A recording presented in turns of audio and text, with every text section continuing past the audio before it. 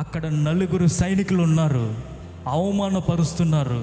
ఆ మూర్ఖులు ఆ స్త్రీలను కూడా భయంకరంగా మాట్లాడి ఉంటారు. ఈ రోజున నీవు మందిరానికి వస్తా ఉంటే బయట ప్రపంచము నిన్ను భయంకరమైన మాటలు మాట్లాడి ఉండొచ్చు. యేసు వైపు చూడు, పరమందు ఆసీనుడైన మహిమగల రాజు వైపు చూడు. ఎవరి వైపు ఎందుకు చూస్తావు? నిన్ను అన్నవాడే రేపొద్దున నిన్ను అభిమానించేలా నా దేవుడు చేస్తాడు.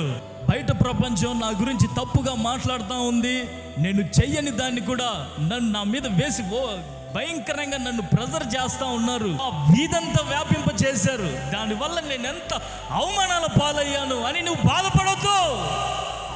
నా దేవుడు నీకు కంఫర్ట్ ఇవ్వబోతున్నాడు, నీకు సౌలభ్యం ఇవ్వబోతున్నాడు.